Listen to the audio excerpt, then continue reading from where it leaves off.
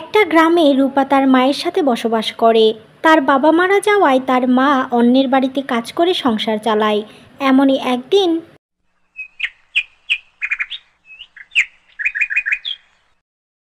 মা রূপা, আমি কাজে যাচ্ছি, তুই ঘরের কাজগুলো করে রাখিস। আজকে আমার শরীরটা তেমন ভালো নেই, ফিরে এসে আমি আর হয়তো কোনো কাজই করতে পারবো না। তাহলে তোমার আজকে কাজে যেতে হবে না মা, তুমি বাড়িতেই থাকো। আমি বরং তোমার জন্য কিছু ওষুধ নিয়ে আসি। যদি কালকে শরীরের মধ্যে ভালো লাগে তাহলে কাজে যেও। না রে পাগলি, ঘরে বসে থাকা যাবে না। অন্যের কাজ করতে হলে দায়িত্ব থাকতে হয়। আজকে ওনাদের বাড়িতে অনুষ্ঠান আছে, তাড়াতাড়ি গিয়ে বাড়ির সমস্ত কাজ করতে হবে, না হলে আমার জন্য তাদের অনুষ্ঠানটাই নষ্ট হয়ে যাবে। তুই আমার জন্য কোনো চিন্তা করিস না, আমি ওষুধ খেয়ে নেব। মা, তুমি আর কতদিন এভাবে কাজ করবে বলো তো? আমি তোমার মেয়ে, যথেষ্ট বড় হয়েছি। এবার আমাকে কিছু একটা কাজ করতে দাও। তোমার এই কষ্ট যে আমি আর সহ্য করতে পারছি না। তুই আমার একমাত্র মেয়ে রূপা, আমি যতদিন কাজ করতে পারছি তোকে দিয়ে আমি কাজ করাতে চাই না রে মা। পরের ঘরে গেলে তো তোকে সারা জীবন কাজ করে খেতেই হবে। এবার আমি আসি রে, আমার দেরি হয়ে যাচ্ছে।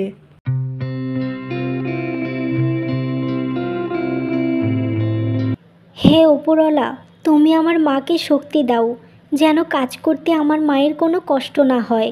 আমার বাবা মারা যাওয়ার পর থেকেই কষ্ট করে যাচ্ছে। জানি না কী করলে আমার মায়ের কষ্ট কমবে। কি ব্যাপার মিনা, তোমার আসতে এত দেরি হলো কেন? তোমাকে তো কালকে বলে দিয়েছিলাম যেন তাড়াতাড়ি এসে বাড়ির সমস্ত কাজ করো। আসলে আপা, আমি তাড়াতাড়ি আসতে চেয়েছিলাম, কিন্তু আজকে আমার শরীরটা তেমন ভালো নেই। সকালে উঠে দেখি অনেক জ্বর হয়েছে, তাই ওষুধ খেয়ে তারপর এসেছি। এই কারণেই দেরি হলো। শোনো, সব সময় তোমার এই অজুহাত আমি শুনবো না। যদি ঠিকভাবে কাজ না করো তাহলে আমি তোমার জায়গায় অন্য কাউকে নেব। এত কাজে ফাঁকি দেওয়া আমার পছন্দ হচ্ছে না। না না আপা, আপনি এমনটা করবেন না। আমি সব কাজ সময় মতো করে দেব, আর কখনো এমন হবে না।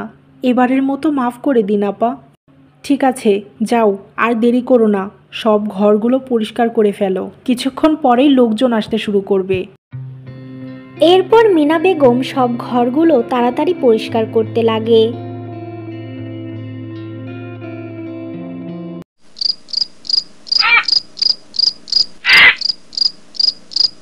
আপা, আমি বাড়ির সমস্ত কাজ করে দিয়েছি, এবার কি আমি বাড়ি যাব?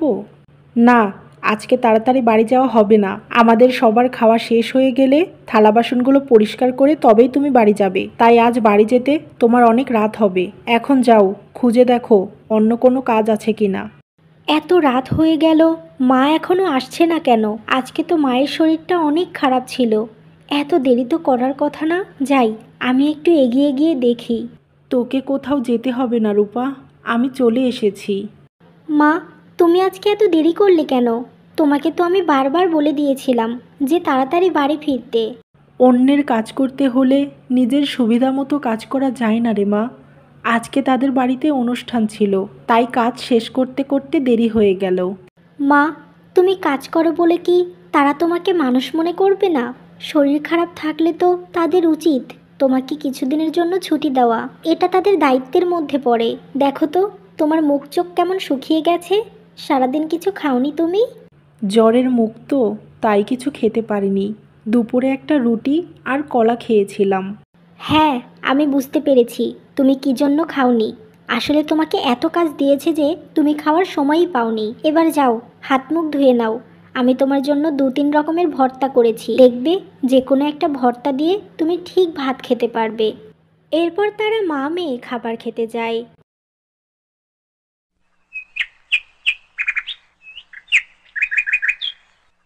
আচ্ছা রূপার মা, তুমি আর কতদিন অন্যের বাড়িতে কাজ করে এভাবে সংসার চালাবে বলো তো? তোমার মেয়েটাকে এবার বিয়ে দাও, দেখবে তোমার মেয়ের জামাই সংসার চালাবে। তোমাকে কষ্ট করে আর কাজ করতে হবে না। কি বলছেন কি আপনি এসব আপা? আমি কখনোই আমার মেয়ের জামাইয়ের ওপর আমার সংসারের ভার চাপাতে চাই না। যদি সে নিজের ইচ্ছায় কিছু করতে চায় সেটা আলাদা বিষয়। তা এতদিন পর হঠাৎ করে আমার বাড়িতে আপনি কেন আসলেন? কোনো কি দরকার আছে? আসলে আমার সংসারে অনেক কাজ, তাই তেমনভাবে কোথাও যেতে পারি না। আজকে একটা দরকারেই তোমার কাছে এসেছি। তোমার মেয়ে রূপার তো বিয়ের বয়স হয়েছে, ও দেখতেও অনেক সুন্দর, তাই আমার ভাইয়ের ছেলের সাথে বিয়ে দিতে চাই। ওরা সবাই তোমার মেয়েকে দেখেছে, সবারই খুব পছন্দ। এবার তুমি রাজি থাকলেই বিয়েটা হবে।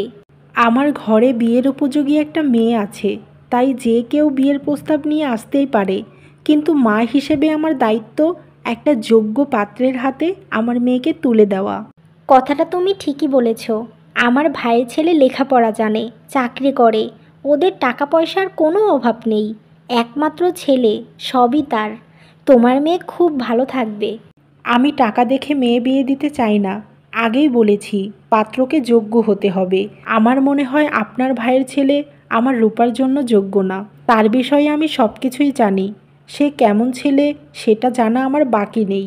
বুঝতে পেরেছি তুমি কিসের কথা বলছো।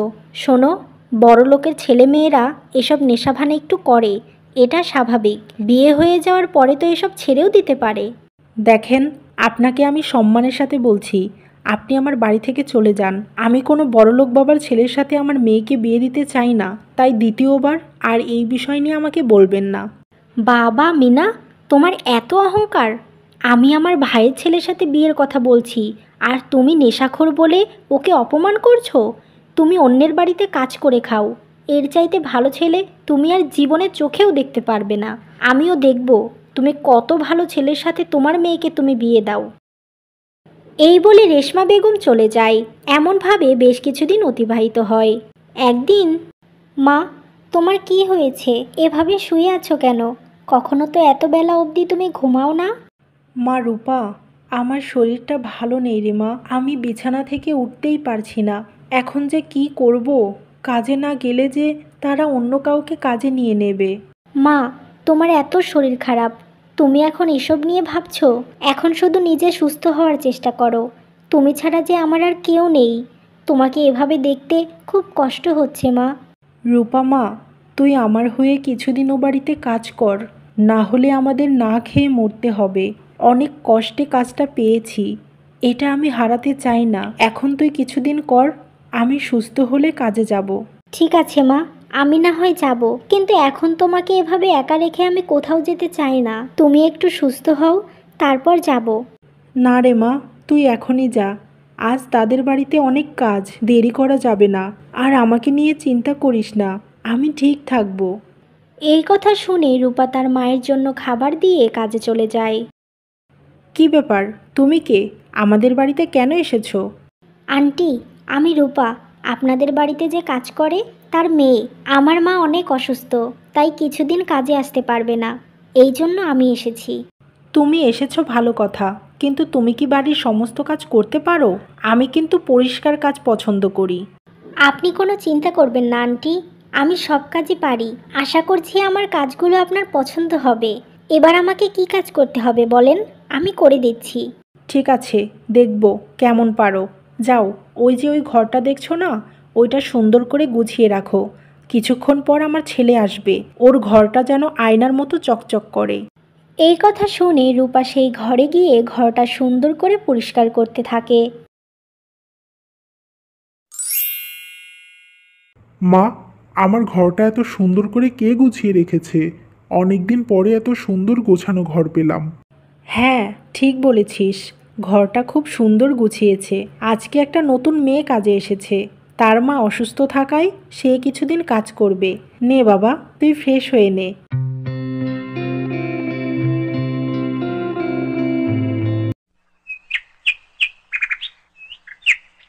এই নিন সাহেব, আপনার জন্য চা নিয়ে এসেছি। তুমি আমাদের বাড়িতে কাজে এসেছো? এটা কি করে সম্ভব? সম্ভব না কেন? আমি কি আপনাদের বাড়িতে কাজ করতে পারি না? আমার কাজে কি কোনো ভুল হয়েছে?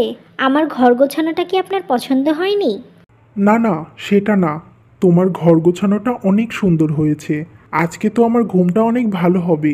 এত সুন্দর করে আমার ঘরটা গুছিয়ে দেওয়ার জন্য তোমাকে ধন্যবাদ। আমাকে ধন্যবাদ দেওয়ার কি আছে সাহেব? আমি তো আপনাদের বাড়িতে কাজ করি, তাই এগুলো আমাকে করতেই হবে। যাই হোক, আমার আরও অনেক কাজ আছে।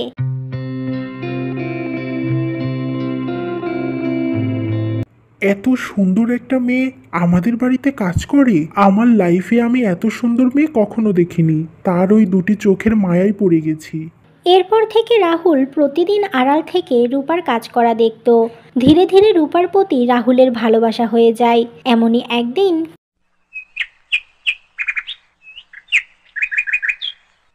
বাবা রাহুল, তোর তো এতদিন শহরে চলে যাওয়ার কথা, যাচ্ছিস না কেন বাবা? কোনো কি সমস্যা হয়েছে? কখনো তো এতদিন বাড়িতে থাকিস না। মা, আমি আর শহর থেকে পড়াশোনা করব না। এখন থেকে বাড়িতেই থাকবো আর অনলাইনে ক্লাস করব। তোমাদের ছেড়ে দূরে কোথাও থাকতে মন চায় না মা। ও, এই ব্যাপার। আচ্ছা বাবা, তোর যেটা ভালো মনে হয় তুই সেটাই কর, কিন্তু দেখিস পড়াশোনার যেন কোনো ক্ষতি না হয়। রূপা, তোমার সাথে আমার কিছু কথা আছে, একটু সময় দেবে আমাকে? কি কথা সাহেব, বলেন। রূপা, তোমাকে আমি প্রথম দেখাতেই ভালোবেসে ফেলেছি। আমি তোমাকে বিয়ে করতে চাই। তোমাকে ছাড়া আমার কিছুই ভালো লাগে না। তোমার মনে কি আমার জন্য একটু জায়গা হবে? এসব আপনি কি বলছেন কি সাহেব? আপনি অনেক ধনী বাড়ির ছেলে, আর আমি আপনার বাড়ির কাজের মেয়ে। আমাদের দুজনের ভালোবাসা হওয়ার নয়। দয়া করে আর কখনো আমাকে ভালোবাসার কথা বলবেন না। আপনি যেমন, ঠিক তেমন পরিবারের একটা মেয়েকে বিয়ে করুন। শোনো রূপা, আমি তোমাকে ছাড়া আর কাউকে আমার মনে জায়গা দিতে পারবো না। আমি তোমাকে ভালোবাসি আর তোমাকেই বিয়ে করব। দয়া করে তুমি আমাকে ফিরিয়ে দিও না। বললাম তো, আপনার আর আমার কখনোই মিল হবে না, কারণ আমরা দুই ধরনের মানুষ। ধনী আর গরিবের কখনো ভালোবাসা হয় না। আপনার এই ভালোবাসা কেউ মেনে নেবে না। আমাকে বিয়ে করলে আপনার পরিবার হারাবেন। আপনি আপনার পরিবারকে নিয়ে ভালো থাকুন। আমি কাল থেকে আর কাজে আসব না। আমাকে যত আপনি দেখবেন তত আপনার খারাপ লাগবে, আর এটা আমি চাই না। এই বলে রূপা চলে যায়। তুমি আমাকে যতই দূরে সরিয়ে দাও, আমি তোমাকে আমার জীবনসঙ্গী বানাবই। প্রথমে হয়তো বাবা মা রাজি হবে না, কিন্তু আমার কথা ভেবে নিশ্চয়ই আমার বাবা মা রাজি হবে। আমার কাছ থেকে তুমি কখনোই দূরে চলে যেতে পারবে না রূপা। আমি প্রমাণ করে দেব, ধনী আর গরিবের মধ্যে ভালোবাসা হয়। কী রে রূপা, তুই আজ এত তাড়াতাড়ি বাড়ি চলে এলি কেন? তোর কি শরীর খারাপ, নাকি তাড়াতাড়ি কাজ শেষ হয়ে গেছে? মা, আমি আর ওই বাড়িতে কাজে যাব না। ও আচ্ছা, তোর আর কাজে যেতে হবে না। কাল থেকে আমিই কাজে যাব। তুই এবার যা, হাত মুখ ধুয়ে কিছু খেয়ে নে। মা, তুমিও আর ও বাড়িতে কাজ করবে না, কারণ আমরা এখন ওই বাড়ি থেকে দূরে থাকব। কি হয়েছে সেটা আমাকে খুলে বল তো, আমি তোর কথা কিছুই বুঝতে পারছি না। এরপর রূপা তার মাকে রাহুলের সমস্ত কথা খুলে বলে। এসব তুই কি বলছিস? এত ধনী বাড়ির ছেলে তোকে বিয়ে করার কথা বলেছে? আমার মনে হয় ছেলেটা দেখতে চেয়েছিল যে তুই আসলে কেমন ধরনের মেয়ে। সত্যি সত্যি কিছু বলেনি। তুই এত ভয় পাস না, দেখবি 2 দিন পর সে শহরে চলে যাবে, আর তোকে বিরক্ত করবে না। মা, তুমি যত যাই বলো, আমি আর ওই বাড়িতে কাজ করব না, আর তোমাকেও কাজ করতে দেব না। তাতে যদি না খেয়ে থাকতে হয় থাকবো। ঠিক আছে, তুই যখন এত করে বলছিস তাই হবে। আমার কাছে জীবনের প্রথম তুই কিছু চেয়েছিস, আর আমি তোকে তা দেব না? তাই কি কখনো হয়? এভাবেই তারা মা মেয়ে কথা বলতে থাকে। এরপর বেশ কিছুদিন কেটে যায়, আর রাহুল রূপার বাড়ি আসে। এ কি ছোট সাহেব, আপনি এখানে? কি হয়েছে, কিছু কি বলবেন? আমাকে এভাবে সাহেব বলে ডাকবেন না। আমি আপনার ছেলের মতো, তাই নাম ধরে ডাকেন। আর আমার এখানে আসার কারণ আছে, আপনাকে কিছু কথা বলতে চাই। কি কথা বলতে চাও, বলো। আন্টি, আপনি জানেন কি না আমি জানি না, আমি আসলে রূপাকে অনেক ভালোবাসি। ওকে আমি বিয়ে করতে চাই, কিন্তু ও রাজি হচ্ছে না। আমি ওকে খুব ভালোবাসি। আমার সাথে যদি আপনি রূপাকে বিয়ে দেন, কথা দিচ্ছি কখনো ওকে কষ্ট পেতে দেব না।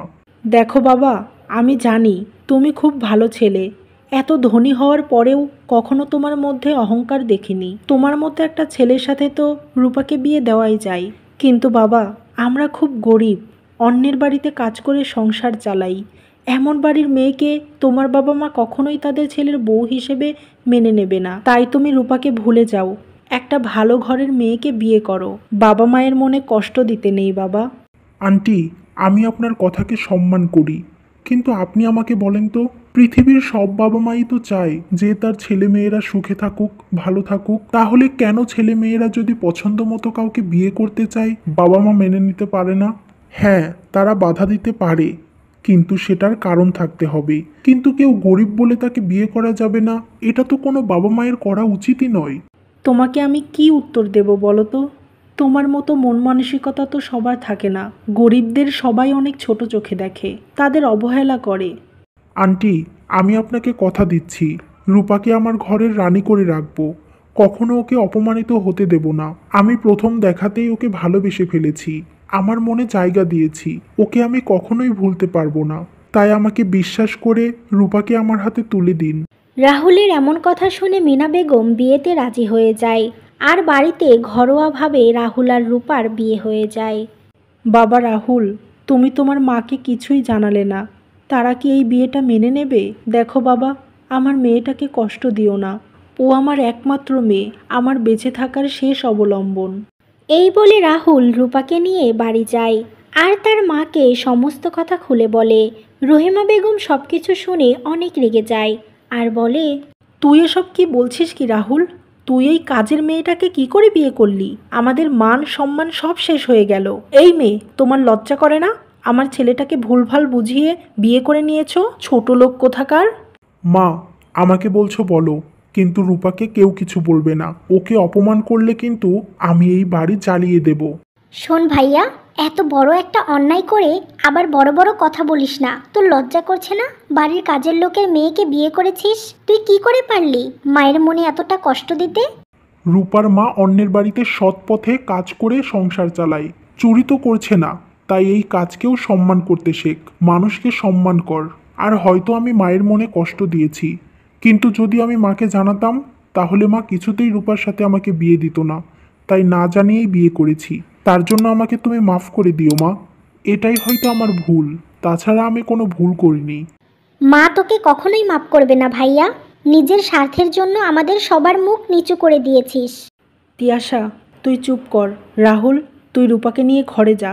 যেহেতু একবার বিয়েটা করে ফেলেছিস, ওকে তো আমাদের মেনে নিতে হবেই। ধীরে ধীরে সব ঠিক হয়ে যাবে, তোরা ঘরে যা।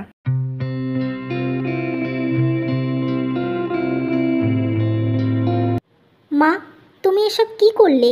ওই মেয়েটাকে মেনে নিলে? আচ্ছা তিয়াশা, তোর কি মনে হয় রাহুল এসব নিজের ইচ্ছাই করেছে? যে ছেলে আমার অনুমতি না নিয়ে একটা কাজও করে না, সে আমাকে না জানিয়ে বিয়ে করে নিল। নিশ্চয়ই এরা মা মেয়ে আমার ছেলেটাকে বশ করে বিয়ে দিয়েছে, যেন এরা এত টাকা পয়সা ভোগ করতে পারে। কিন্তু আমি ওদের এই আশা ভেঙে তছনছ করে দেব। ও, বুঝতে পেরেছি মা, তোমার আর কিছু বলতে হবে না। এভাবেই তারা দুইজন কথা বলতে থাকে। বেশ কিছুদিন কেটে যাওয়ার পর রাহুল শহরে একটা চাকরি করতে লাগে, আর অন্যদিকে তিয়াশা আর তার মা রূপাকে নানাভাবে অপমান করতে লাগলো, এমনকি মাঝে মাঝে গায়ে হাতও তুলতো। কিন্তু রূপা কখনোই এসব রাহুলকে বলে না। এমনভাবে আরও কিছুদিন কেটে যায়। একদিন, তোমাকে আমি কখন চা আনতে বলেছি? এখনও আমার চা দাওনি কেন? আসলে মা, ঘরের অন্যান্য কাজ করতে গিয়ে ভুলে গিয়েছিলাম, আমি এখনই নিয়ে আসছি। জানো তো, তোমার মতো নির্লজ্জ মেয়ে আমি আর কোথাও দেখিনি। একে তো আমার ছেলেটাকে বশ করে বিয়ে করেছো, আবার ভালোভাবে সংসারের কাজও করো না। আরে তোমাকে তো রাস্তার ভিখারিও বিয়ে করতো না। ছোট লোকের মেয়ে কোথাকার। এত কথা বলি, তবুও তোমার লজ্জা হয় না? এ বাড়ি থেকে চলে যেতে পারো না? মা, আমাকে যা বলার বলেন, কিন্তু দয়া করে আমার মা বাবাকে নিয়ে কোনো বাজে কথা বলবেন না। যদি কেউ অন্যায় করে থাকে সেটা আমি। আমাকে যা বলার বলেন, কিন্তু একটা কথা মনে রাখবেন, আমি মরে গেলেও আপনার ছেলেকে ছেড়ে কোথাও যাব না। তোর এত বড় সাহস, আমার মুখে মুখে কথা বলিস? অসভ্য মেয়ে কোথাকার! আমি তোকে আজ মেরেই ফেলবো। দেখ তোর কি হাল করি। মা, তুমি এটা কি করছো? তুমি রূপাকে মারবে, আর তুমি ওকে প্রতিনিয়ত এভাবে অপমান করো? ছি মা, ছি। তোমাকে বিশ্বাস করে আমি ভুল করেছি। ভেবেছিলাম আমার মা আমার সুখের জন্য হয়তো রূপাকে মেনে নিয়েছে, কিন্তু না, সে আমার অনুপস্থিতিতে আমার ভালোবাসার মানুষকে মারছে, অপমান করছে। এটা দেখার আগে আমার মরণ হলো না কেন? ও কি বলবে? কোন মুখে বলবে? ওর মা আর ও একটা লোভী। ওরা এই সম্পত্তি দেখে লোভ সামলাতে পারিনি, তাই তোকে বশ করে এই রূপার সাথে বিয়ে দিয়েছে। তুই এই মেয়েটাকে ছেড়ে দে বাবা, তোকে আমি অনেক সুন্দরী আর ভালো একটা মেয়ে দেখে বিয়ে দেব। মা, আমি রূপাকে কখনোই আমার মন থেকে সরাতে পারবো না। আমি বুঝে গেছি তুমি কখনোই আমার রূপাকে মেনে নিতে পারবে না, তাই আজই আমি রূপাকে নিয়ে এ বাড়ি থেকে চলে যাব। আর তোমার জন্য আমার দরজা সব সময় খোলা মা। কখনো যদি অনুতপ্ত হও তাহলে আমার কাছে যেও। তোমাকেও আমি খুব ভালোবাসি মা, কিন্তু এই ভালোবাসার জন্য রূপাকে ছাড়তে পারবো না। ভালো থেকো তুমি। এই বলে রাহুল রূপাকে নিয়ে বাড়ি ছেড়ে চলে যায় আর একটা বাড়ি ভাড়া নিয়ে সুখে শান্তিতে সংসার করতে লাগে।